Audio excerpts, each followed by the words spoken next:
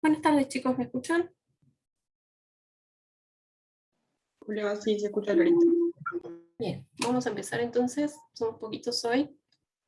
¿Saben si se conectará alguien más tarde? ¿No? Bueno, vamos a empezar entonces. La idea es que hoy empecemos con la parte de efecto de la temperatura sobre la velocidad de reacción.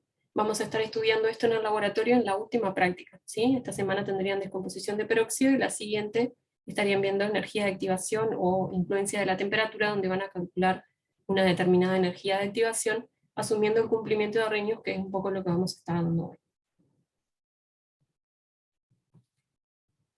Entonces, en la mayoría de las reacciones, que seguramente ustedes ya lo han visto antes, vamos a tener que la velocidad aumenta con el aumento de la temperatura, ¿sí? Que sería el gráfico que tenemos de este lado, que en realidad ahí les habla de R como rapidez de reacción, pero los efectos prácticos para nosotros, velocidad y rapidez, no va a tener diferencia, ¿sí? Eso es un poco si hablamos de velocidad vectorial o no, pero a los efectos de lo que nosotros vemos es exactamente lo mismo. Después tenemos otros casos en los que, por ejemplo, pasa algo como en el que se muestra en el segundo gráfico, donde lo que hay en realidad es un cambio en lo que es el mecanismo de la reacción y por lo tanto la pendiente tiene un cambio claramente marcado a partir de alguna determinada temperatura. Entonces los casos que tenemos más o menos para diferenciar son el cambio de mecanismo, que acá se ve un poco menos porque está en otra escala, pero es el mismo caso que vimos recién.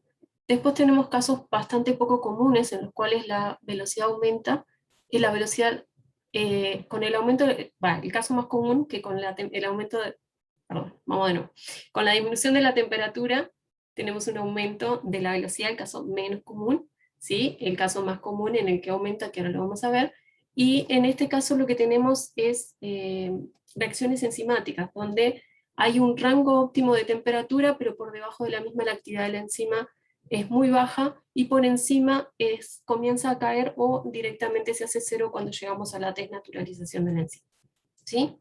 Ahora, el caso más común, como les decía, es el comportamiento tipo Arrhenius. En este caso tenemos un aumento de la velocidad con la temperatura, y este aumento no es lineal, ¿sí? ¿Dónde vamos a ver el aumento de la velocidad con la temperatura? Lo vamos a ver en la constante, ¿sí? Lo que plantea Arrhenius es que hay un efecto en la constante cinética por la temperatura y que este efecto es exponencial, ¿sí? Entonces lo que vamos a ver más adelante es que el logaritmo de la constante va a ser lineal con el inverso de la temperatura, ¿sí? Tenemos en la constante de velocidad, que ya la habíamos visto en la clase pasada, tenemos el factor de frecuencia o preexponencial. Nosotros usualmente vamos a usar el segundo término, factor preexponencial de Arrhenius, que está relacionado un poco con la frecuencia de los choques que se van a dar, ¿sí? Para que sea efectiva la reacción. Según la frecuencia de choques vamos a tener un factor preexponencial, y esta frecuencia evidentemente va a influir en lo que es la velocidad de reacción. Después tenemos la energía de activación, ¿sí? Que es la que vemos acá en el exponente, y lo que tenemos es que tanto el factor preexponencial como la energía de activación son independientes de la temperatura, ¿sí? Ninguno de los dos va a presentar una variación con una variación en la temperatura. Entonces, lo que Arrhenius plantea es que hay una formación de una especie de alta energía, ¿sí? Muchas veces hablamos de complejo activado, ¿sí? Y tiene que alcanzarse entonces la energía suficiente para que se dé la formación de este complejo activado, y luego de que se alcanza la energía, se forma el complejo activado, este complejo va a pasar a dar los productos. O sea que voy a tener una energía mínima para llegar a la formación de la especie activa, ¿sí? Y vamos a hablar de que hay moléculas normales y moléculas activadas, porque voy a necesitar que estas moléculas estén activadas para que se forme este complejo, ¿sí?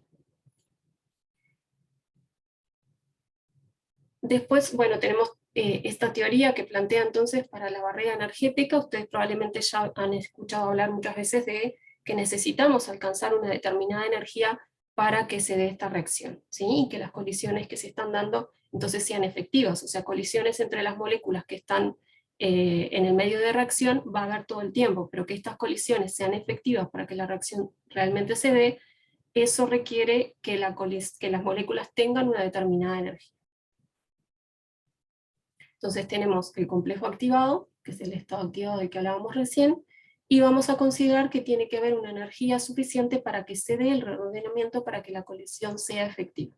Entonces vamos a partir de unos reactivos con una determinada cantidad de energía, van a tener que alcanzar la energía del estado activado, y la diferencia de energía entonces entre el estado activado y los reactivos va a ser la energía de activación de la reacción directa, ¿sí? En el sentido de reactivos a productos.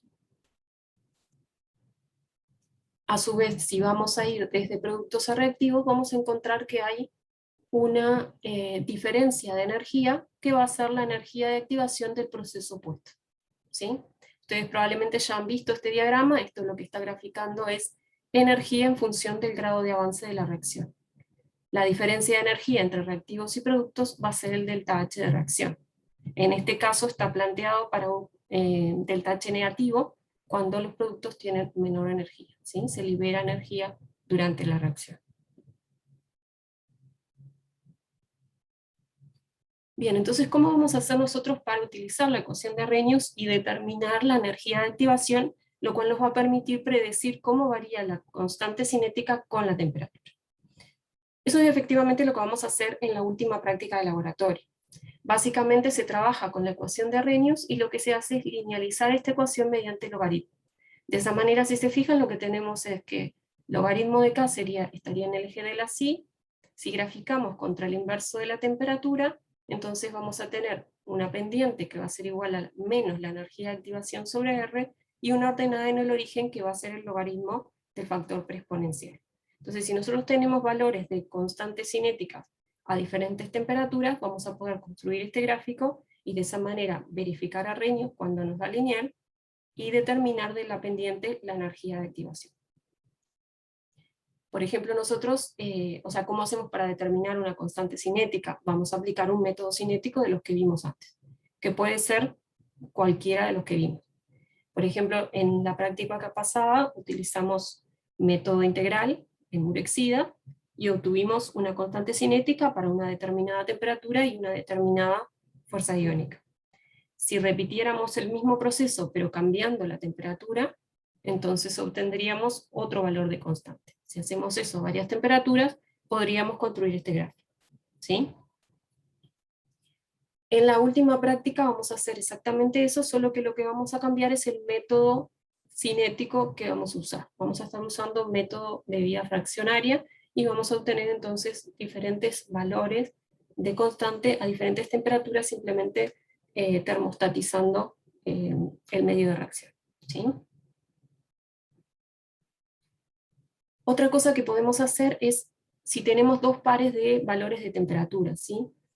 Fíjense que la forma matemática de la ecuación es muy parecida a la forma matemática de Van Hoff, ¿sí? En cuyo caso lo que teníamos en la pendiente en realidad era el delta H, ¿sí?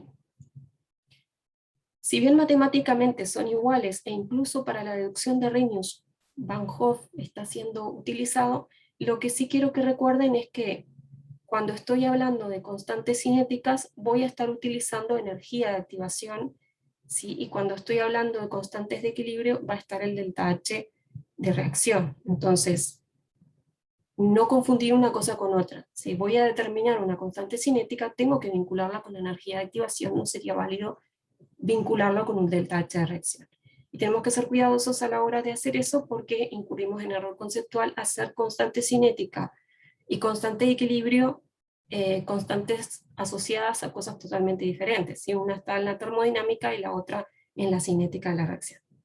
Pero a la hora de hacer el tratamiento de la ecuación, para nosotros es lo mismo los efectos prácticos, ¿sí? Entonces no tiene una dificultad mayor, solamente linealizamos con el logaritmo, tenemos la pendiente, cuidamos los signos, ¿sí? La pendiente en este caso sería negativa porque estamos asumiendo una energía de activación positiva. Después vamos a discutir en algún caso en que puede ser negativa y qué pasa ahí, pero para Arrhenius la energía de activación es positiva, lo cual hace que aumente la constante con el aumento de la temperatura, ¿sí? ¿Qué es lo que está presentado acá? Dos pares de valores, ¿sí? Antes vimos que si teníamos varios valores podíamos hacer el gráfico, y determinar de la pendiente esa energía de activación. Si solamente tenemos dos valores de constante a diferente temperatura, podemos plantear para esas dos temperaturas T1 y T2, y después restar las dos ecuaciones llegando a la ecuación que tenemos abajo. Entonces, esta que, como les decía, es análoga a la que ya estuvieron utilizando para las constantes de equilibrio, o para incluso las presiones de vapor, ustedes pueden determinar entonces una constante K2 teniendo una K1, conociendo las temperaturas correspondientes a las dos. ¿Sí? Entonces, teniendo dos valores, un valor conocido de constante para una temperatura, puedo calcular cuánto va a valer mi constante a una temperatura dada. ¿Sí? Haciendo que suposición que la energía de activación es independiente de la temperatura. ¿Sí? ¿Dudas hasta acá? ¿Están ahí? Sí, estamos acá. No, por ahora no, ninguna duda. Bueno, muy bien, gracias. Entonces, gráficamente, como decía, el logaritmo de K es lineal con el inverso de la temperatura. Entonces, podemos tener, por ejemplo, dos casos. Uno indicado por el caso 1 con la línea roja y otro con la línea azul, caso 2. Entonces, para analizar el gráfico, lo que nos pide acá es que, digamos, cuál de las energías de activación es mayor. ¿Qué me dicen ustedes? ¿La línea roja o la línea azul? ¿Cuál de las dos tiene mayor energía de activación?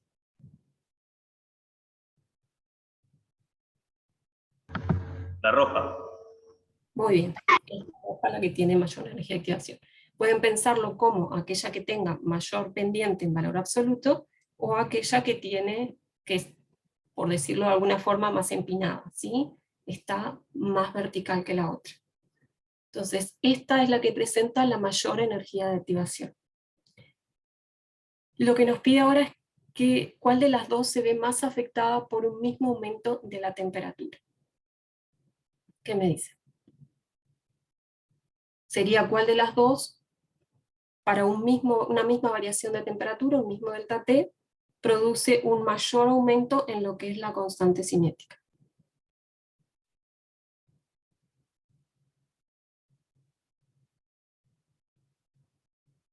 ¿Qué les parece?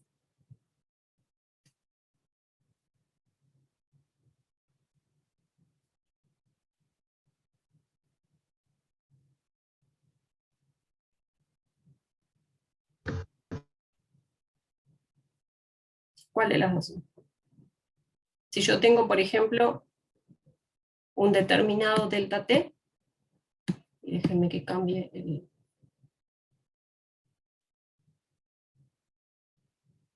Bien, vamos con esto. Entonces, si tengo un determinado delta T, que puede ser, bueno, no estoy eligiendo correctamente el lápiz, déjenme corregir eso, pero ahí igual podemos marcar. Si ese es un delta T, entonces... Cambia más para la 1 que para la 2. tenemos un cambio mayor para lo que es la 1 que para lo que es la 2. Quería hacerles niñas porque mi pulso es malo, pero no estoy pudiendo, así que vamos a intentar. Entonces, si nosotros subimos en esta temperatura, lo que vamos a encontrar es que a esa temperatura este va a ser nuestro logaritmo de K. ¿Sí? Entonces, mi pulso, como ven, es muy malo, pero más o menos tendríamos por ahí. Ahora, si nosotros marcamos para la otra temperatura, más o menos tenemos por acá. O sea que tendríamos un valor, una variación de lo que es el logaritmo de K, representada por este segmento. ¿Sí? Lo que tienen que tener en cuenta es que la temperatura, esto es el inverso de temperatura, o sea que la temperatura mayor es esta. Tenemos un aumento de la temperatura y, como dijimos, Arrhenius predice un aumento de la constante. ¿Sí? Pasó de esta constante, la menor temperatura, a esta constante. Ahora, si para ese mismo delta T nosotros vamos a ir ahora a lo que es la curva roja, lo que vamos a ver, aunque mi pulso es malo y capaz que no lo vemos tan claro, es que tendríamos, aunque me pide gráfico, ¿sí?, una variación del logaritmo de K bastante más importante. O sea que cuanto mayor sea la pendiente, mayor va a ser la energía de activación y mayor va a ser entonces la variación de la constante con el aumento de temperatura. O lo que es lo mismo, para una misma variación de temperatura, tengo una mayor variación de la constante cinética. ¿Sí? ¿Se entiende la idea? ¿Sí o no? Sí. Bien. Entonces, vamos a continuar. Podemos mirar la computadora, eso me interesa. Bien. Les comentaba que no siempre se cumple a Arrhenius, pero en la mayoría de los casos vamos a poder aplicarlo. Ahora, ¿cuándo se cumple? Cuando sabemos que sí se cumple. Cuando las reacciones son elementales, ¿sí? Ahí se va a cumplir Arrhenius, en todas las reacciones elementales. Y a su vez, en aquellas donde hay un mecanismo, ¿sí? Mecanismo, no sé si lo habíamos comentado en el teórico pasado, pero hablamos de que hay un mecanismo que serían una serie de etapas a través de las cuales se da la reacción, ¿sí? No todas las reacciones se van a dar en una sola etapa.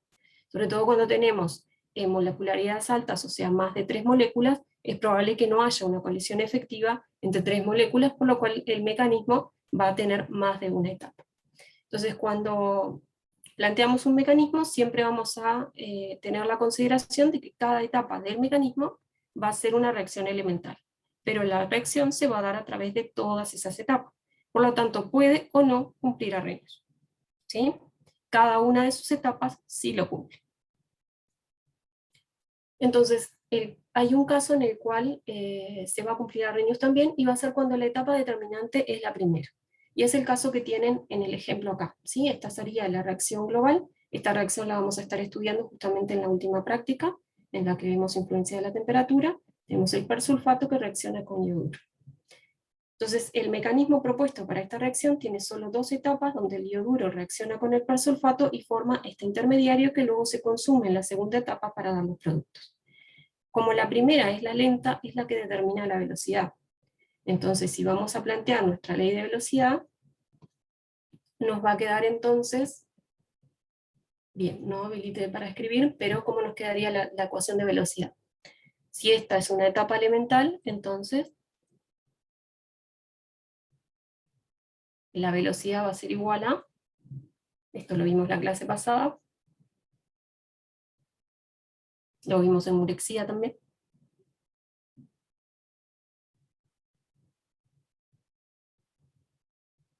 cómo queda la velocidad en función de la primera etapa solamente. Asuman que es la única que existe. Si yo les pido que me planteen la ley de velocidad para esa reacción, ¿sí? Esta,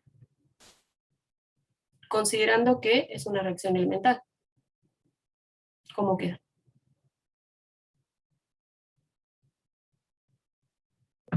K1 por las concentraciones. Exacto, K1 por concentración de yoduro por concentración de persulfato. ¿Por qué me queda así?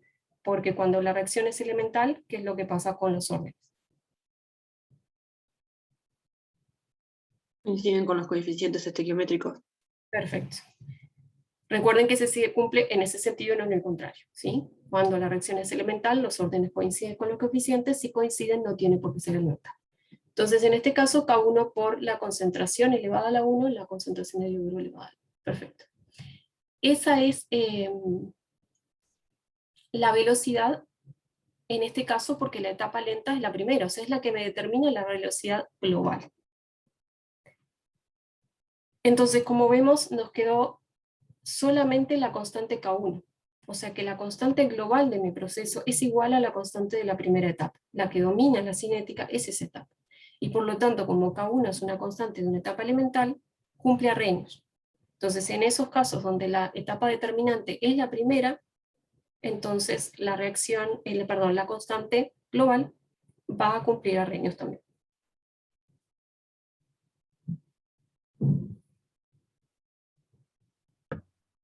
Bien, detalles con respecto a esto, igual no van a ver mecanismos, pero esto es así porque si esta es la lenta, en realidad se forma lento y se consume muy rápido. K2 es mucho mayor que K1. Entonces apenas se forma una molécula de intermediario, es consumido por la segunda etapa. Así que prácticamente es como que su concentración es nula y como si prácticamente no estuviera. ¿Sí? Toda la cinética está gobernada por esta etapa lenta. Bien, la otra el otro caso tenemos reacciones elementales, primera determinante de la velocidad, y también tenemos cuando la constante global es productoria de las constantes de cada uno de los pasos. ¿Sí? Entonces, para ese caso, déjenme ver si, porque no enchufé como para dibujarles. Bueno, probamos si puedo dibujar con el ratón, y si no, le enchufo para escribir. Entonces tenemos dos casos, para ver justamente a qué me refiero con que puede cumplir Arrhenius, o en qué caso se cumpliría Arrhenius. Si tenemos el mecanismo 1, lo que vemos es que hay una etapa inicial donde tenemos un equilibrio, y una etapa siguiente en la cual el B que se forma en la primera se consume para dar C, ¿sí? Una reacción de A para dar C, por ejemplo. Entonces en este caso lo que tenemos es que este equilibrio es rápido, o sea que yo puedo decir que este equilibrio se va a establecer. Entonces la etapa determinante, o la etapa a partir de la cual voy a plantear mi velocidad, va a ser la etapa 2, ¿sí? Esta va a ser en realidad la etapa lenta. Entonces, esta, vamos a indicar que es la etapa lenta, y lo que vamos a tener entonces para la velocidad, si hacemos lo mismo que dijimos hoy, velocidad determinada por la etapa lenta, esto es una etapa elemental, entonces va a ser K2 por la concentración de B, ¿no? Sí. Déjenme ver si logra decir ese. Bueno, mi computadora tiene problemas con una tecla y es esa, igual que la clase pasada. Bien, entonces sería la concentración de B. Permítanme usar paréntesis curvo para la concentración, porque si no, no me queda. Bien, ¿qué es lo que ocurre? Usualmente nosotros no vamos a dejar la velocidad expresada para un intermediario. Si aparece un intermediario en la ley de velocidad, vamos a tratar de expresar esa concentración en función de las etapas que tenemos antes. Por ejemplo, en este caso dijimos que tenemos un equilibrio, y que ese equilibrio era un equilibrio rápido, por lo cual yo puedo asumir que se establece, ¿sí? Y entonces, la velocidad, ¿cómo va a ser? Si se establece el equilibrio, ¿qué ocurre una vez que se alcanza? La velocidad es constante. No cambia. Bien. Y la velocidad de la etapa de A para B, ¿cómo es con la velocidad de B para dar A? Igual. Igual, correcto. Entonces lo que voy a plantear es que B1 es igual a B2. Y yo puedo escribir tanto B1 como B2. ¿Por qué? Porque dijimos son etapas elementales. Entonces, ¿cómo queda B1?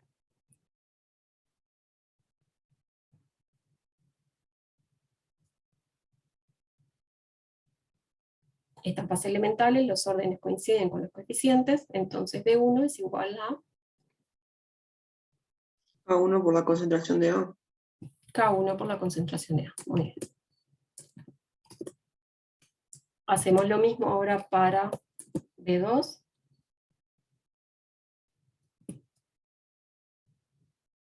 Y entonces tenemos que K-1 por la concentración de B. ¿Sí? Bien, de acá nosotros ¿qué vamos a despejar? Vamos a despejar B, porque lo que queremos justamente es expresar esta concentración de B en función de las concentraciones de especies que no sean intermediarios. Entonces si despejamos nos quedaría que la concentración de B va a ser igual a K1 sobre K2 por, vamos a ver cómo expresamos esto de manera más clara,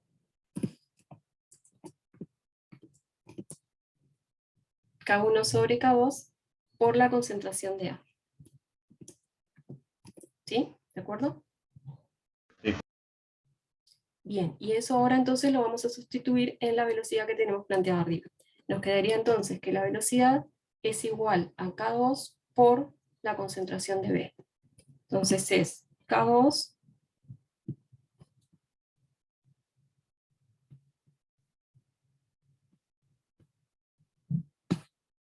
bueno, no sé por qué debo tener que elegir el grosor acá.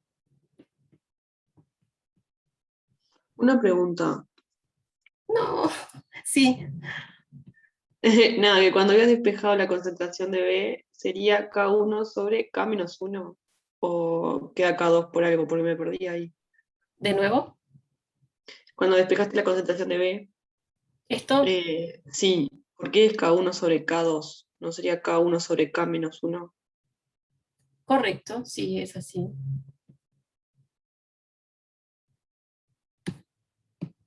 Bien, esto es K-1.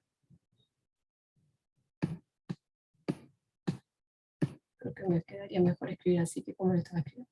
Bueno, entonces B, ahora sí, correcto lo que tú decías, es igual a K1, en realidad K2. Recuerden que mis K son cursivas y son muy raras, pero esto es K. K sub 2 entonces, multiplicado por K1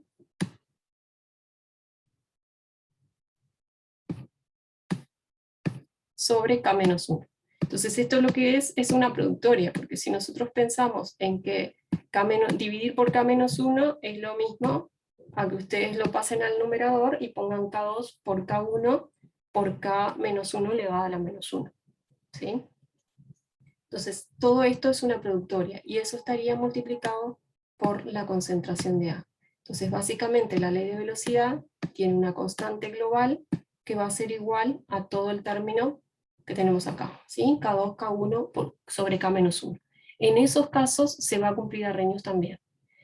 Pueden hacer el ejercicio de sustituir si cada una de estas K2, K1 y K-1 va a cumplir Arrhenius porque provienen de etapas elementales.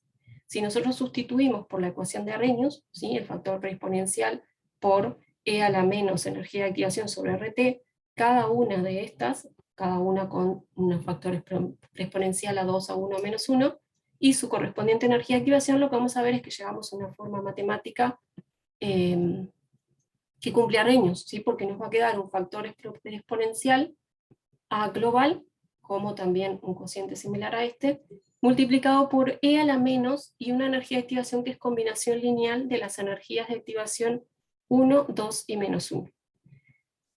El único detalle ahí es que puede darse el caso en el cual la energía de activación global sea negativa.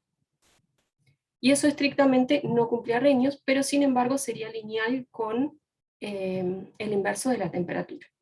Entonces, simplemente sepan que es así, que pueden dar negativos en estos casos, pero nosotros vamos a trabajar Arrhenius con casos en los que siempre es positiva la energía de activación.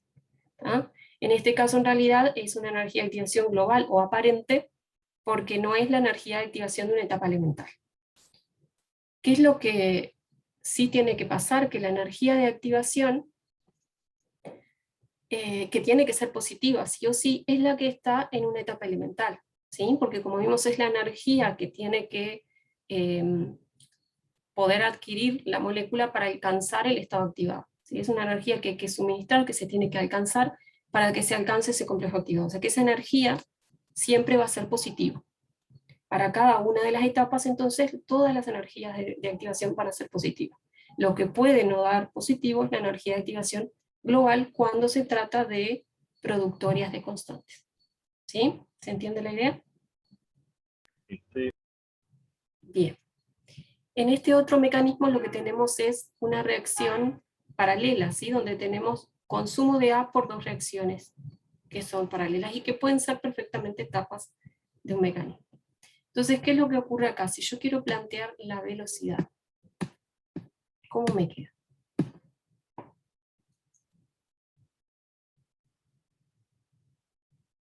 Estoy pensando si en algún momento vimos cómo plantear la velocidad cuando tenemos dos etapas. Las dos consumen A, ¿sí? Con cinéticas K1 y K2. Entonces lo que tenemos es que, por un lado, K1 por concentración de A, como decíamos antes, es etapa elemental, o sea que si es etapa elemental, los órdenes coinciden con los coeficientes, o sea que tenemos un orden 1 para esta. Para K2 también, como la estequiometría también es 1, 1, también vamos a tener K2 por la concentración de A. Como las dos están consumiendo A, entonces la velocidad global va a ser la suma, ¿sí? Porque las dos consumen A al mismo tiempo. Entonces va a ser suma de K1 por concentración de A más K2 por concentración de A. ¿Qué es lo que podemos hacer con concentración de A en esta ecuación?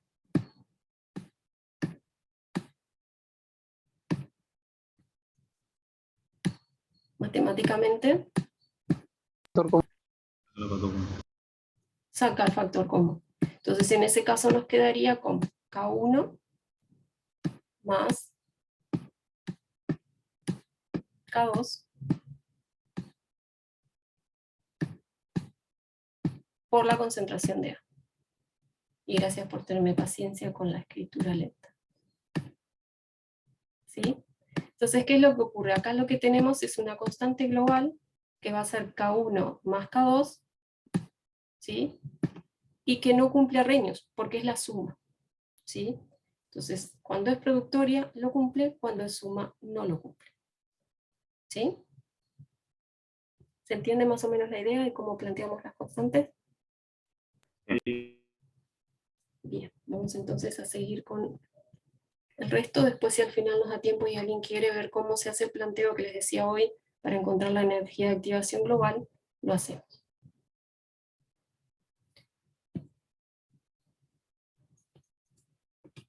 Bien, después este es el caso en el que tenemos un cambio de mecanismo, que es más o menos parecido a lo que veíamos hoy, que tenemos un consumo del reactivo, pero por dos formas diferentes, cada una con su determinada constante. Entonces, como las dos se dan a la vez, lo que puede pasar es que una de las dos prevalezca a una temperatura y la otra a otra temperatura.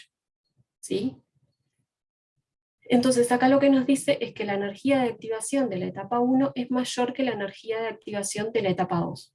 Sabiendo eso, ¿ustedes qué me dirían? ¿Cuál de las dos está predominando en temperaturas bajas y cuál está predominando en temperaturas altas?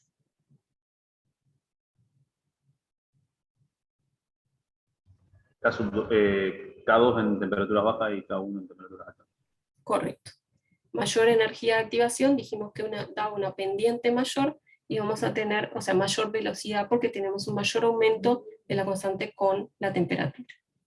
¿Sí? Acá estamos graficando directamente velocidad contra temperatura. Podríamos verlo en el gráfico, no sé si lo tengo cerca, vamos a ver. En este gráfico que tenemos acá, ¿sí? Una de las dos va a ser la que domine a una determinada temperatura. ¿Sí? Si estoy por debajo de esta intersección, o sea, temperaturas más bajas, vamos a tener prevalencia de lo que es la curva azul. ¿Sí? Y si estoy por debajo, por encima de temperaturas más altas, entonces va a prevalecer la curva 1, que es coherente, o sea, coincide justo casualmente con el ejemplo que tenemos. Mayor energía de activación es la que va a dominar la cinética cuando estamos a temperaturas altas. ¿Sí? Pero no tiene mayor consideración, solo que va a haber un rango de temperaturas donde prevalece una y un rango donde prevalece la otra. Bien, después tenemos un comportamiento que les decía hoy que es poco común, que es con el aumento de la temperatura tengo una disminución de lo que es la velocidad. Son casos muy raros, ¿sí? Y en el caso que tenemos acá del ejemplo, lo que ocurre es que tenemos un equilibrio previo, pero este equilibrio es una reacción muy exotérmica, lo que hace que el aumento de la temperatura no favorezca el sentido directo, favorece mucho el sentido inverso, y eso hace que el equilibrio siempre esté muy desplazado hacia lo que es los reactivos, lo que hace que el aumento de la temperatura enlentece el proceso, ¿sí? Porque siempre estoy desplazando el equilibrio hacia el sentido contrario, ¿sí? Pero son casos bastante poco comunes. Después, como les comentaba, tenemos el caso de cinética enzimática, quizás ustedes ya lo han trabajado, nosotros simplemente vamos a hablar al respecto con lo que les decía hoy, que vamos a ver que hay un aumento de temperatura que va a aumentar la actividad de la enzima, pero va a llegar un punto a partir del cual comienza a disminuir esa actividad. Que lo que tienen es que comienza a darse la desnaturalización de la enzima hasta el punto en que podría llegar a tener la inactividad completa de esa enzima. ¿Sí? ¿Dudas de lo que vimos hasta acá? No, todo bien. Bien. Entonces, el jueves vamos a estar viendo, a partir del jueves, en el laboratorio de descomposición de peróxido. Ahí lo que tienen es un ejemplo de método diferencial en condiciones iniciales, y se elige la descomposición del peróxido de hidrógeno como ejemplo. Es catalizada por ioduro y es en fase acuosa. En la otra semana vamos a ver energía de activación, bueno, en realidad se llama influencia de la temperatura, pero ahí van a determinar una energía de activación, y entonces van a estar viendo lo que acabamos de ver en la clase de hoy, ¿no? Bien, ahora lo que íbamos a ver un poquito son ejemplos, son los ejercicios que no sé si tuvieron tiempo de ver, del repartido que les había habilitado la semana pasada. En el ejercicio 2 vemos que nos plantea que la vida media de la desintegración de primer orden del carbono 14 es de 5.720 años, y nos pide calcular la constante de velocidad de la reacción. Bien, tenemos como dato entonces que es de primer orden, y nos da el tiempo de vida media. Por definición, tiempo de vida media, ¿qué es? Tiempo que demora un elemento en reducirse a la mitad. Bien, en consumirse la mitad de la cantidad inicial que yo tenía. Recuerden que es cantidad consumida, en tiempo medio no cambia, pero para los otros tiempos de vida fraccionaria sí cambiaría si ustedes toman cantidad consumida o si toman cantidad a la que llego, ¿sí? En nuestro caso se consume esa cantidad. ¿Cómo hacemos entonces? Tenemos que encontrar una función que nos vincule tiempo en medio con la constante. ¿Se acuerdan cómo lo hacíamos? Si nosotros sabemos una función que nos vincule la concentración del reactivo en función del tiempo, después introduciendo la definición de tiempo medio, podríamos llegar entonces a encontrar un vínculo con la constante. ¿Sí? Eso ya lo hicimos en el teórico pasado. No sé si se acuerdan, pero básicamente, sí. Usando la ecuación integral. Usando la ecuación integral, perfecto. Sí, vamos a plantear la ecuación diferencial, en este caso no se las planteé, vamos a plantear en el ejercicio siguiente, pero planteamos la ecuación diferencial e integramos. Ustedes recuerden que pueden hacerse una tabla, que es la recomendación, con lo que son las ecuaciones diferenciales y las ecuaciones integradas para cada uno de los órdenes. Y de esa manera ahí también pueden agregar la función del tiempo medio para cada orden que tiene. Incluso en el teórico está para un orden diferente de uno, ¿sí? Pueden perfectamente tenerla solo con las ecuaciones integradas y después, o integrarla en caso de que eso también lo quieran hacer, pero después a partir de la ecuación integrada deducir esto, o simplemente tener la tabla con todo, ¿no? Lo que ustedes prefieran. Entonces lo que veíamos para orden 1 es que el tiempo de vida media no dependía de la concentración inicial, y que lo podíamos vincular como el logaritmo de 2 sobre k. O sea que lo que tenemos que hacer para obtener la constante simplemente es despejar de acá y obtenemos el valor. Nos queda en años a la -1. No se olviden que las unidades son muy importantes. Entonces todas las constantes tenemos que formarlas con sus unidades, y esas unidades tienen que ser coherentes con el orden. En este caso es una reacción de primer orden, o sea que la unidad tiene que ser de tiempo a la -1. El tiempo que corresponda de acuerdo a los datos. ¿Sí? Bien, tenemos ahora que la constante de velocidad de primer orden de la descomposición en fase gaseosa del éter dimetílico es 3,2 por 10 a la -4 segundos -1 a 450 grados Celsius. Tenemos la reacción para la descomposición del dimetiléter y nos dice que se lleva a cabo en un recipiente de 1 litro a 450 grados Celsius. Al principio solo hay éter dimetílico presente y la presión es de 0,4 atmósferas. Nos pregunta cuál será la presión dentro del recipiente luego de transcurridos 7 minutos. Entonces, algo muy importante cuando vamos a resolver ejercicios es que prestemos atención a lo que son los datos, ¿sí? Cuando nos falta algo, vamos a la letra de nuevo, porque seguramente cuando leímos la primera vez ese dato no lo vimos. En este caso, dato importante, nos dice primer orden, o sea que ya sabemos el orden de reacción, nos da la constante, unidades coherentes con orden 1, nos dice que es a 450 grados Celsius que nos dan esa constante, importante porque dijimos que la constante depende de la temperatura y perfectamente nos podrían dar un dato de una constante cinética a una temperatura diferente a la de trabajo y nosotros tener que aplicar Arrhenius para determinar la constante a la temperatura de trabajo. ¿Sí? Entonces tenemos que verificar que el dato está a la temperatura en la que se va a trabajar. Después nos dice que el recipiente es de 1 litro y se trabaja a esa temperatura. Ahí lo que ustedes pueden decir es un recipiente rígido o no. En este caso la idea es que sí. Eso si no está claro en la letra lo pueden preguntar. Y solo hay dimetiléter, que también es algo importante. O sea, solo parto del reactivo, no hay productos inicialmente. Nos dan además la presión inicial. Bien. Solo a modo de repaso,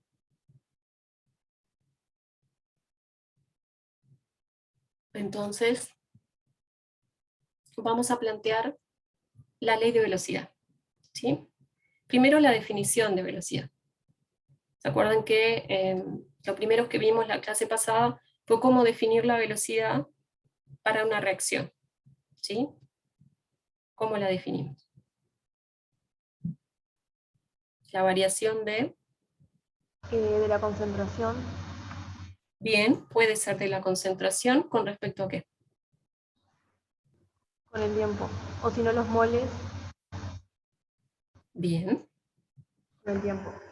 Es con la variación de concentración o de moles con respecto al tiempo. La variación de concentración no lo podíamos usar siempre, en algunos casos sí, en este caso justamente sí. ¿Por qué podemos hacerlo? Porque es volumen constante.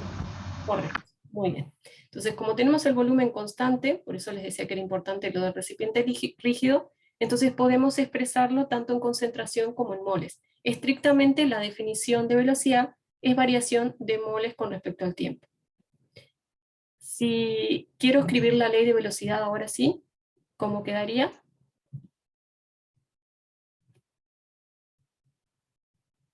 Esta velocidad que ya definimos para el reactivo es igual a...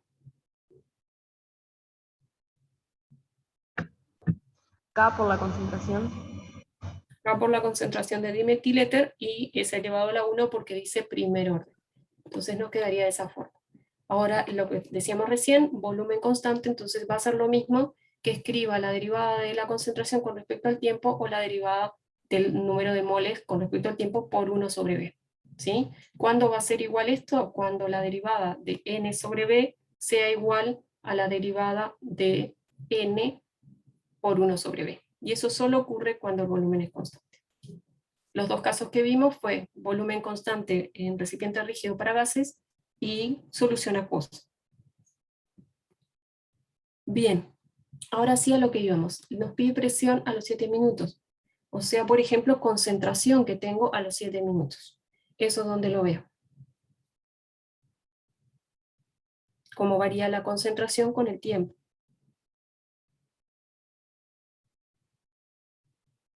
¿Qué, perdón? Si quiero establecer cómo varía la concentración en función del tiempo, así sé cuál es la concentración a los 7 minutos, ¿Va a ser menor?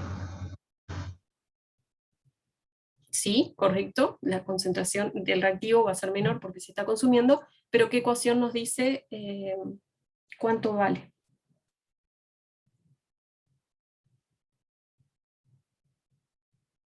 Lo vimos en el anterior, que planteo para saber cuánta concentración tengo a un determinado tiempo.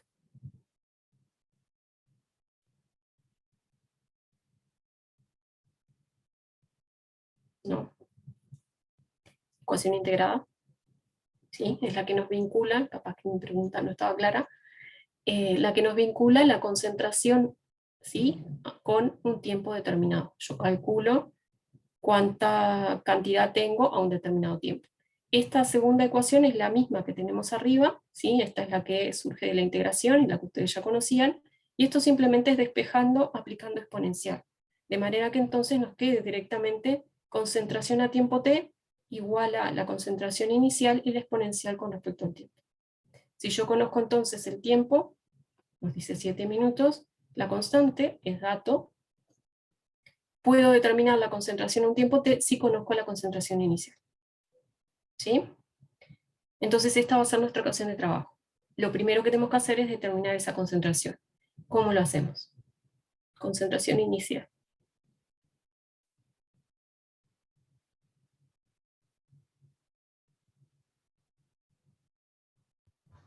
Lo tomas como gas ideal, supongo, y lo usas con...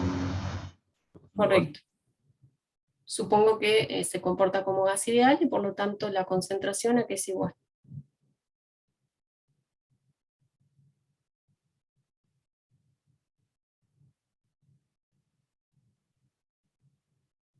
Concentración sería número de moles sobre volumen y por lo tanto Es sobre RT. P sobre RT. Entonces N sobre B me queda igual a la presión inicial sobre RT. ¿Sí? Estoy calculando la concentración con respecto al dimetiléter. Es N del número de moles iniciales sobre el volumen, recipiente rígido, así que va a ser constante, y lo que voy a plantear es la presión inicial de dimetiléter, que es lo que me dan en realidad porque me dicen que no hay más nada en el recipiente inicialmente. Nos daría entonces 6,75 por 10 a la menos 3 mol por litro. Ahora solamente tendría que sustituir en la ecuación de arriba. Entonces, este valor lo colocamos acá, e a la menos 3,2 por 10 a la menos 4 segundos a la menos 1, ¿y qué pasa con el tiempo? Tiene que cambiarlo a segundos. Correcto, ¿sí? No multiplico por 7, ahí tengan cuidado porque si solo ponen los números sin las unidades, pueden llegar a multiplicar esto por 7 y ahí les daría mal porque no son las unidades correctas. Entonces 7 minutos, 420 segundos, tenemos entonces la concentración a tiempo t, 5,90 por 10 a la menos 3 molar. Pero lo que nos pide es la presión dentro del recipiente transcurridos 7 minutos. Y lo que nosotros tenemos es la concentración de dimetiléter transcurridos 7 minutos. ¿Qué tenemos que hacer? Con la ecuación de las bases ideales. Bien. ¿Y ahí qué haríamos? Pasa que antes tienes que calcular lo que tienes de metano, lo que tienes de hidrógeno, perdón, sí, de hidrógeno y de monóxido. Correcto, ¿sí? Si nos pidiera la presión parcial de dimetiléter, podemos directamente utilizar ecuación de gas ideal y pasar esto a presión, ¿sí? Con la misma ecuación que tenemos acá. El problema es que lo que nos pide es la presión total, entonces tenemos que recordar que la reacción se dio, se consumió parte del dimetiléter, pasamos de esta concentración a esta, y por lo tanto se formaron metano, hidrógeno y monóxido de carbono. Entonces tenemos que calcular cuánto se formó para poder calcular entonces la presión total.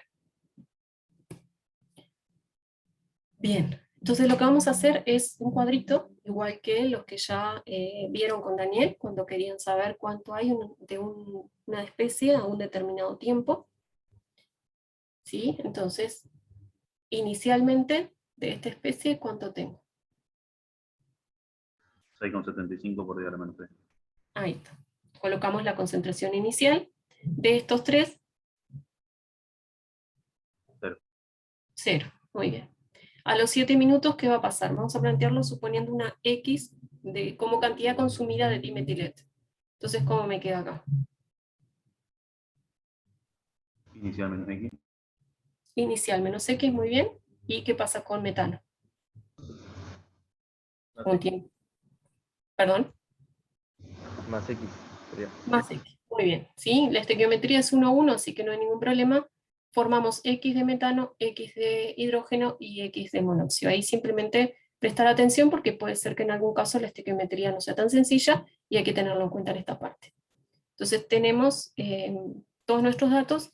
Nos faltaría calcular la concentración, perdón, la cantidad consumida, el X. ¿Cómo lo hacemos?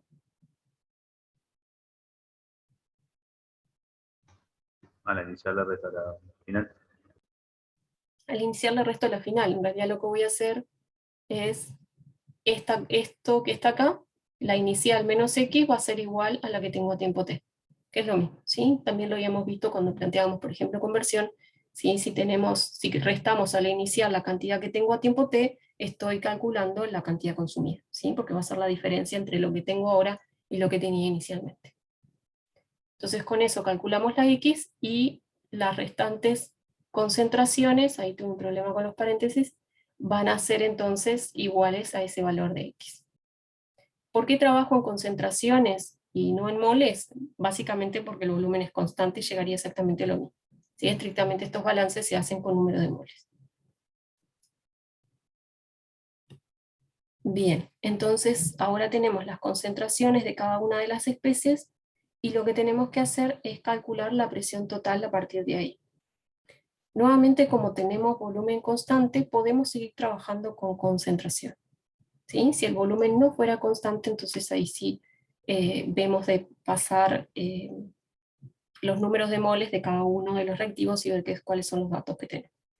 Pero siendo así, nosotros simplemente podemos decir que el número de moles totales o la concentración total va a ser igual a la suma, ¿sí?, de lo que tenemos en la tabla, ¿sí? Va a ser la cantidad que nos queda del dimetiléter más lo que se formó de los tres reactivos de donde viene este 3X. La suma me va a dar entonces la concentración total. Pueden plantearlo de forma independiente, pasar cada uno de estos a número de moles, van a ver que cada uno lo multiplican por el volumen, pero después lo van a dividir por el volumen de nuevo cuando quieran pasar a presión total. Entonces es exactamente lo mismo. Pero todo eso es porque el volumen es constante. Entonces ahí obtenemos el valor de N sobre B y lo podemos ahora sí traducir a lo que es la presión total. ¿Qué es lo que tenemos que analizar de ese valor final? ¿Cómo tiene que ser la presión total final con respecto a la presión total inicial? ¿Perdón? Mayor. Mayor. Muy bien. ¿Por qué es mayor? Por la relación de moles inicial de reactivos contra productos. Correcto. ¿Sí? Tenemos 3 moles de productos que se forman a partir de 1 mol de reactivo. Esto no es así en todas las reacciones gaseosas, ¿sí? Puede darse lo contrario. Pero si miramos esta, tenemos 3 moles contra 1, por lo tanto la presión tiene que aumentar. Entonces cuando llegamos al valor final, lo primero que tenemos que hacer es ver que sea coherente. Si nosotros hubiéramos tenido un valor 0,2, por ejemplo, o 0,1 por error de cuentas, lo detectaríamos de esa forma. Entonces, ¿por qué es importante esto? Porque si hay un error de cuentas y me da, no sé, una atmósfera, de todas maneras es coherente y entonces pesa como error de cuentas. Si yo tengo un error de cuentas y da menor, entonces pesa como error conceptual porque en realidad no es coherente con la situación planteada. Entonces siempre analicen que al menos el valor al que llegaron sea coherente con la situación. La otra cosa de cómo analizar la coherencia es que, por ejemplo, el valor de X, si la reacción se da en el sentido que está planteado, va a ser un valor positivo. En este caso solo partíamos de dimetiléter, así que no es posible lo contrario. Y que las constantes cinéticas determinadas siempre también van a ser valores positivos. Bien, creo que nada más por acá. ¿Dudas de este ejercicio? No. Bien, vamos a ver entonces el ejercicio número 4. Ahora tenemos que una reacción genérica A para dar B, donde varía la concentración inicial de A, pasando de 1.4 molar a 0.70 molar. El tiempo de vida media de la reacción, cuando esto ocurre, pasa de 2 a 4 minutos, a una determinada temperatura de 25 grados Celsius. Nos pide que determinemos el orden de reacción y la constante de velocidad. Entonces, ¿qué me dice? Cambió la concentración, pasó a ser la mitad de hecho, y el tiempo de vida media aumentó. El orden de la reacción no puede ser 1. Correcto. ¿Se acuerdan lo que dijimos cuando estábamos resolviendo el primer ejercicio? En orden 1, tiempo 1 medio era igual al logaritmo de 2 sobre K, no depende de la concentración inicial. Por lo tanto, si hay un cambio en la concentración inicial y el tiempo de vida media cambia, ya sé que no es una cinética de orden 1. Bien. ¿Qué es lo que voy a hacer entonces? Simplemente recurrir a las ecuaciones integradas y deducir cómo va a ser el tiempo de vida media, o recurrir a nuestra tabla, ¿sí?, del teórico y buscar, analizar cómo son las posibles situaciones. Yo acá les traje solamente los órdenes más comunes utilizados por nosotros, 1, 2 y 0, pero recuerden que si van a hacer esa tabla también tienen que tener en cuenta el otro que vimos, que es para un orden genérico distinto de 1. Entonces, este ya lo descartamos, ahora tendríamos que analizar orden 2 y orden 0. En orden 0 vemos que un aumento de la concentración inicial genera un aumento del tiempo en medio, y lo que tenemos es lo contrario. Disminuye la concentración, aumenta el tiempo.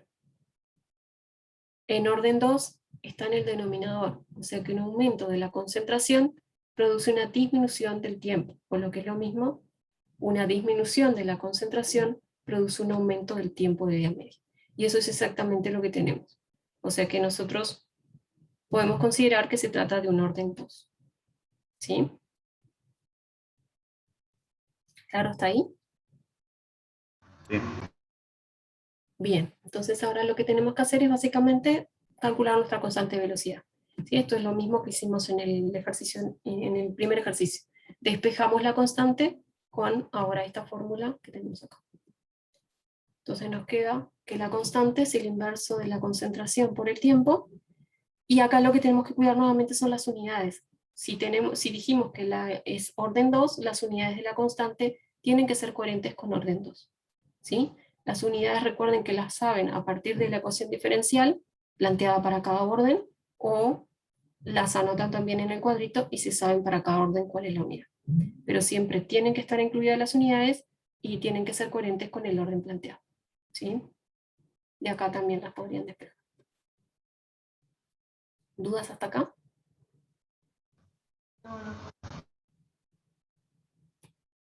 Bien, vamos a ver un ejercicio más. Este es de efecto de la temperatura. Comúnmente se dice que las reacciones duplican su velocidad cuando la temperatura aumenta 10 grados. En realidad esto no se cumple siempre, pero hay un amplio rango de ecuaciones que cumplen esta condición, y por lo tanto es muy difundido porque se puede aplicar para todas ellas. Santiago, ¿tenías una consulta? No, me fue sin querer. Bien. Entonces, lo que nos pide es que supongamos que una reacción tiene lugar a dos temperaturas que varían, como vemos, en 10 grados. Recuerden que la variación de temperatura es el mismo valor tanto expresado en Celsius como expresado en Kelvin. O sea que si hay una variación de 10 grados, es una variación en Kelvin de 10 y en Celsius también. Y nos pide cuál es la energía de activación que permite que se cumpla esto. ¿Qué harían entonces?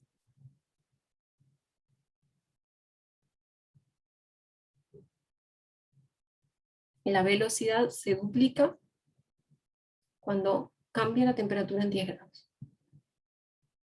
Se pasa por Van Hoff, ¿no? A ver, Van Hoff, ¿qué te permitía hacer? ¿Cómo queda Van Hoff? Logaritmo de caso 1 o caso 2 sobre el otro. Bien, ¿y eso es igual a qué cosa? A energía de activación sobre R por 1 sobre T1 menos 1 sobre T2. Bien, estoy de acuerdo con la ecuación, solo que no es Van Hoff, es Arrhenius, pero está bien. ¿Sí? La forma matemática es la misma, solo que cuando ponemos energía de activación es Arrhenius y las constantes son cinéticas. Pero es correcto. ¿Sí? Vamos a plantear Arrhenius, vamos a linealizar, y es el ejemplo que hablábamos hoy de dos temperaturas diferentes que nos permiten calcular con una constante a otra temperatura. ¿Sí? Ahora no tenemos un valor de constante, pero ¿qué es lo que sí sabemos? K1 con respecto a K2. Con primero de 2 ahí, porque la relación es de 2 a 1. Ahí está, la relación es 2 a 1, y si nosotros decimos que K1 sobre K2 es igual a 2, entonces T1, ¿cuál es? La más grande, 315. Correcto, ¿sí? Recuerden que si ponemos menos acá, entonces K1 se corresponde con T1 como está en la ecuación, y si dije que es el doble, entonces K1 es el doble que K2, si esto me da 2, K1 es la constante más grande, y hay un aumento de la constante con la temperatura, así que la temperatura mayor tiene que ser T1. ¿Sí? Podían plantearlo al revés, siempre y cuando fuera coherente. ¿Sí? En ese caso les daría un medio y ponen la temperatura de 305 como T1. Entonces de esa manera llegamos al valor de energía de activación que nos permitiría que se duplique la velocidad cuando se aumenta la temperatura de 305 a 315. Un pequeño detalle con eso es que les dice velocidad y no les dice constante cinética. Y en realidad eso es porque la ley de velocidad, como vimos, incluye constante y concentraciones. Nosotros lo que estamos asumiendo es que la variación de temperatura, y más que nada en este que es un rango de solo 10 grados, no afecta lo que son las concentraciones, o sea que si hay una dilatación que cambia el volumen, es despreciable. ¿Sí? Entonces el único parámetro que puede ser afectado por un cambio de temperatura es la constante, y eso es lo que vamos a estar asumiendo en realidad en toda esta parte de efecto de la temperatura. Bien, ¿dudas hasta acá? No. Bien, déjenme ver si hacemos un pequeño... No, voy a descartar. Entonces quería mostrarles solamente un pequeño... Ahí está compartiendo, ¿verdad? Sí, sí. Vemos todo igual, ¿eh? O sea, vemos toda la presentación, todo el PowerPoint. Bien. Este ejercicio en realidad es muy parecido a lo que estábamos hablando recién. Más que nada me interesa más el anexo que tenemos al final, pero ya que lo tenemos lo podemos mirar un poquito. Es un ejercicio que viene del otro curso, pero ejercita un poco más o menos lo que estábamos trabajando. Tenemos una velocidad de una reacción elemental que a 40 grados es el triple de su valor a 20 grados Celsius. Entonces, ¿por qué es importante que nos diga que es reacción elemental? ¿Cómo, perdón? Porque el dato de reacción elemental es un dato importante. Para saber que el orden va a ser igual a los factores geométricos. Bien, es correcto. No necesariamente lo voy a usar, pero es cierto. La reacción elemental implica que coinciden los órdenes con los coeficientes. Nos dice que a 40 grados la velocidad es el triple del valor a 20. De acuerdo a lo que estábamos diciendo recién de la aclaración final en el ejercicio anterior, si la velocidad pasa a ser 3 veces más, ¿qué parámetro de la ley? Que está bien que tú decías que coinciden los órdenes, pero lo que pasa es que en este caso no nos da la reacción, pero está bien. Si se triplica la velocidad, ¿qué parámetro de la ley se triplica?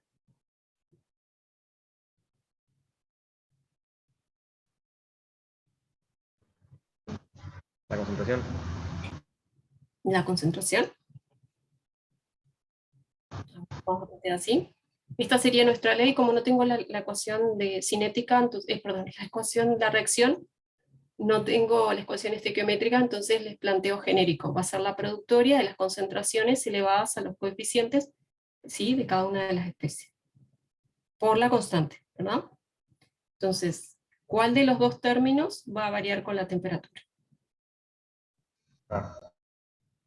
La constante K, ¿sí? Lo que les decía recién es que este término vamos a considerarlo despreciable con la variación que pueda tener con la temperatura, ¿sí? Independiente de la temperatura. Y entonces, ¿quién varía con la temperatura? Es K. ¿Por qué entonces es importante saber que es elemental? Porque la variación de K con la temperatura, entonces, Va a ser directamente.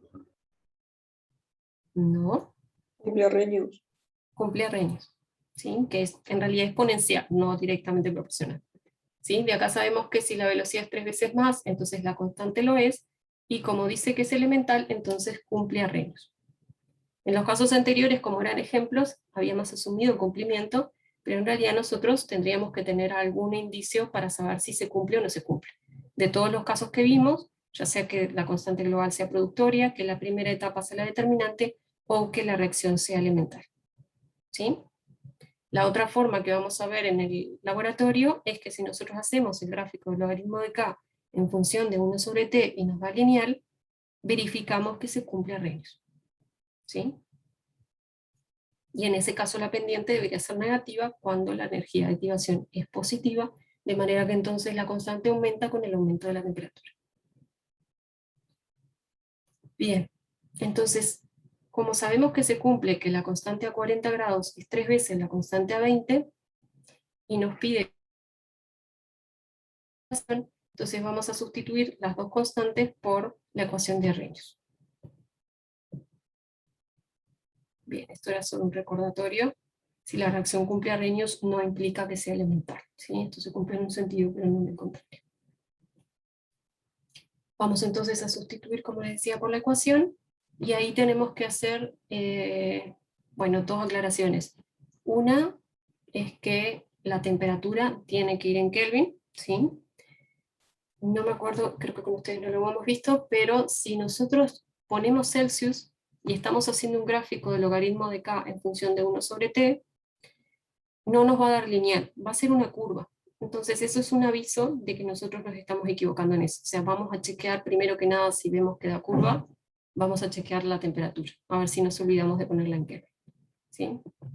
Esto es solamente recordatorio matemático. Si va a ser lineal el logaritmo de K en función de 1 sobre T, por matemática sabemos que restar en el denominador hace que no lo sea, ¿no? Pero solamente para que les ayude a recordar.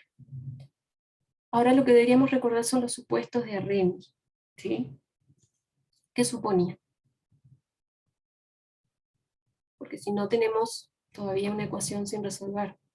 Tenemos dos energías de activación, dos factores preexponenciales. La energía de activación indiferente a la temperatura, independiente de la temperatura.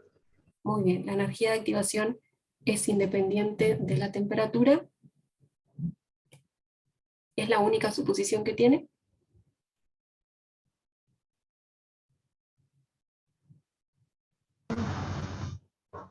Eso me permitiría decir que E a 40, la energía de activación a 40, es igual a la energía de activación a 20. Por lo tanto, son el mismo valor, tengo una incógnita menos. Y el factor no era que es independiente también de la temperatura. Muy bien. En el factor preexponencial también. Recuerden que cuando linealizan aparece en la ordenada. Si variara con la temperatura, mi ordenada no es constante y tampoco me da lineal. Entonces, tanto la energía de activación como el factor preexponencial son independientes de la temperatura, y esto hace que pueda cancelar el factor preexponencial y colocar el mismo valor para la energía de activación. Y ahora sí, matemática, solo matemática, nos queda despejar la energía de activación aplicando el logaritmo, y llegamos entonces, ahí nada más que reordenar los términos, llegamos entonces a determinar una energía de activación que pueden utilizar. Ahí ven que les queda el R, ¿sí? El R que ustedes utilicen determina cuáles son las unidades de la energía de activación que voy a calcular. Eso es todo, ¿sí? Pero pueden usar cualquiera de las dos. La energía de activación entonces es de 10 kilocalorías por mol, y acá es solo recordatorio de que siempre que llego al resultado final tengo que observar el valor, el signo y las unidades, ¿sí? Asegurarme que sean unidades coherentes. En este caso lo usual es olvidarnos de que aparece por mol, no solo va a dar kilocaloría, va a dar por mol, ¿sí? Se nos cancela este Kelvin con este término, pero no se nos cancelan los moles, nos queda entonces que sabemos cuánto vale, pero por cada mol, y que el signo en realidad tiene que ser, sabemos cómo tiene que ser porque vieron que hoy discutimos si podía ser en algún caso negativo, pero ¿qué pasa con este caso? Era solo en la productoria de... Sí, y además, cuando dijimos que no puede ser negativo.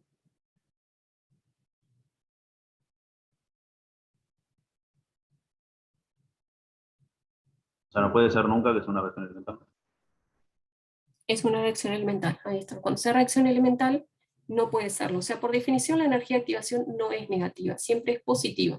Solamente una energía de activación aparente, que la encontramos matemáticamente porque cumple la ecuación, va a poder serlo, pero una energía de activación de una reacción elemental tiene que ser positiva. Entonces, si yo hago las cuentas y me equivoco en algo, y llego a un valor de energía de activación negativo por una reacción elemental, reviso. O al menos pongo un cartel que indique que eso no es coherente y por qué, ¿sí? Recuerden que es la energía que se debe suministrar, la energía que debe alcanzarse, energía positiva. Bien. Por ahí creo que nada más, y ahora lo que voy a hacer, porque ahora vamos a pasar a otro ejercicio, si ya escapa lo que es el curso. Vamos a ir al final, solamente para recordar algunas cositas. Y esto un poco ya lo vimos, pero hay algunas cosas que a veces tenemos la tendencia a plantearlas como que se cumplen en los dos sentidos, y no es así. Si la reacción es elemental, va a cumplir arreglos, pero si la reacción cumple arreglos, no implica que sea elemental. Y a su vez, si la reacción es elemental, los órdenes coinciden con los coeficientes estequiométricos, pero si los órdenes coinciden con los coeficientes, no necesariamente la reacción va a ser elemental, ¿no? Y eso hay que tener mucho cuidado cuando lo vamos a analizar, ¿sí? Porque ahí tenemos la tendencia a darlo vuelta. Después la otra cosa es lo que les decía hoy con respecto al tiempo de vida fraccionaria. Es el tiempo necesario para que se consuma una fracción de 1 sobre x de la cantidad inicial para el tiempo 1 sobre x. Entonces eso quiere decir que es cantidad consumida, o sea que la cantidad inicial menos la cantidad inicial por la fracción 1 sobre x es la cantidad de ese tiempo de vida fraccionaria, ¿sí? Fracción consumida.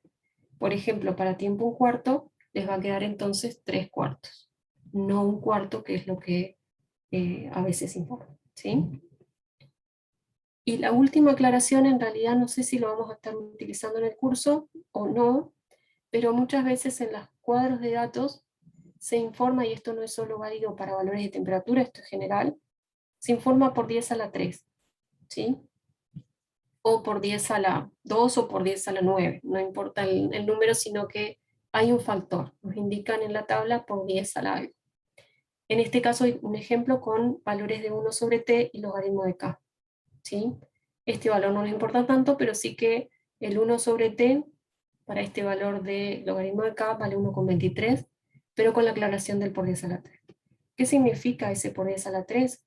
Que el valor que nos están informando en tabla corresponde al valor experimental multiplicado por 1 por 10 a la 3. ¿Sí?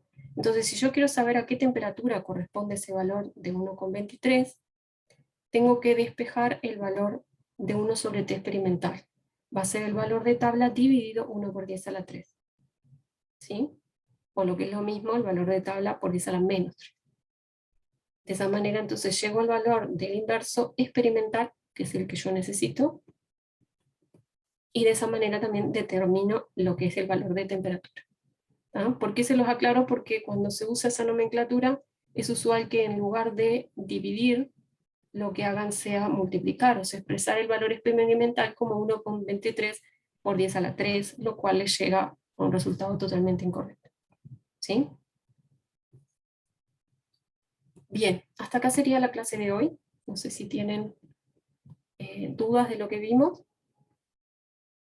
La clase que viene vamos a seguir con ejercicios, ¿sí? Ok. Bien. Entonces nos vemos la clase que viene. Estén atentos a la parte del laboratorio porque el jueves probablemente hagamos descomposición de peróxido. Bien. Gracias. Hasta luego.